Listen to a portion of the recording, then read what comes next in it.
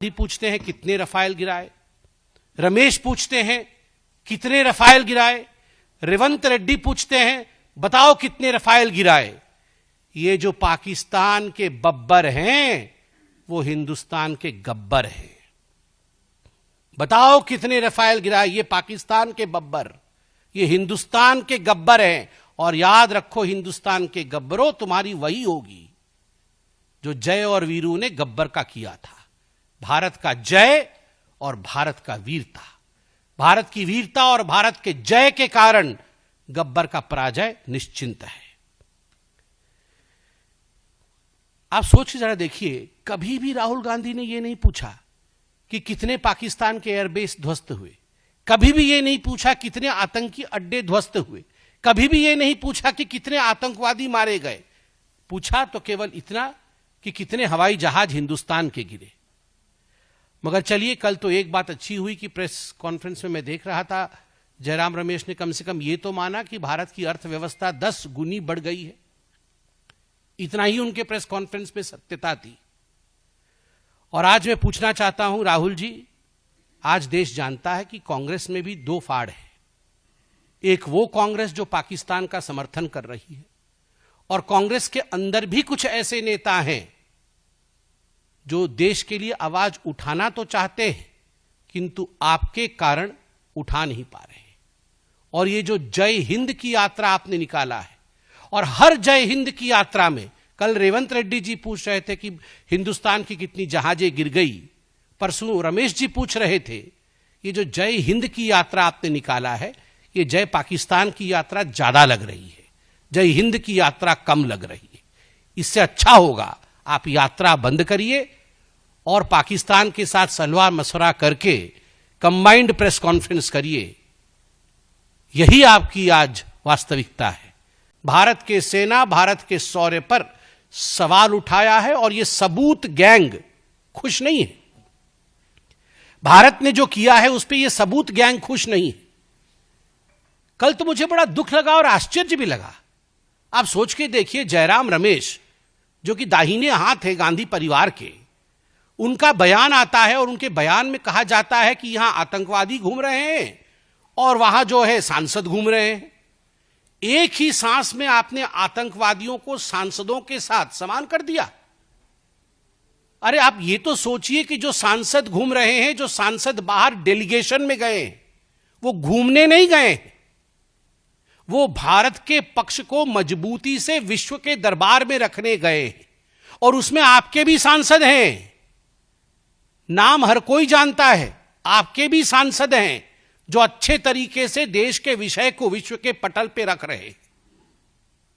और राहुल गांधी और उन कह रहे हैं कि आतंकवादी घूम रहे हैं और सांसद घूम रहे हैं।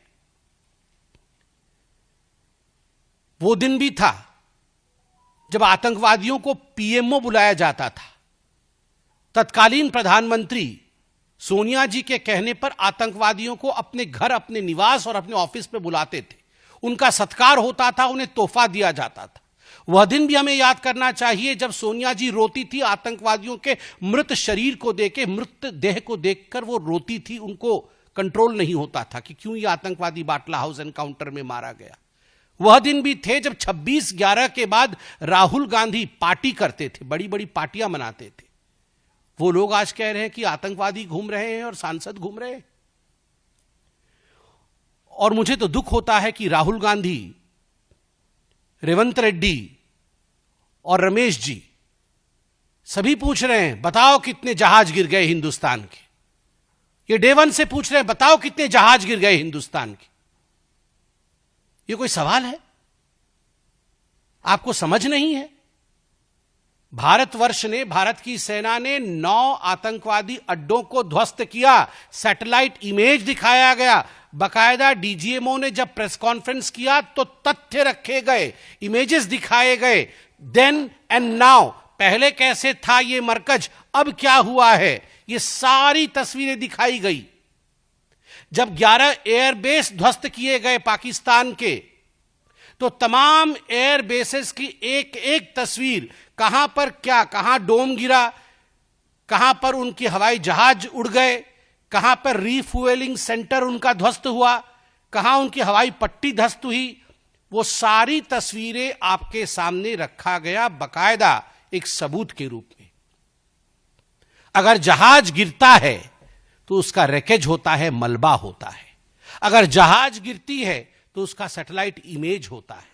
अगर जहाज गिरता है तो अंतर्राष्ट्रीय जगत में हलचल होती है और अंतर्राष्ट्रीय जगत के एक्सपर्ट्स भी इस पर कमेंट करते हैं, टिप्पणी करते हैं, सबूत प्रस्तुत करते हैं। मगर ऐसा नहीं हुआ। उल्टा मैं तो पीएम शहबाज शरीफ पाकिस्तान के पीएम हैं, उन्होंने क्या कहा है मैं पढ़ देता हूं।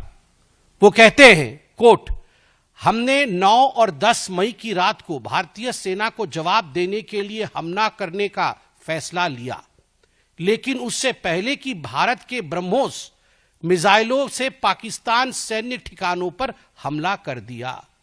हमने 9-10 मई की रात को भारतीय सेना के जवाब के लिए हमला करने का फैसला लिया था, लेकिन उससे पहले ही भारत के ब्रह्मोस मिसाइलों ने पाकिस्तान के सैन्य ठिकानों पर हमला कर दिया।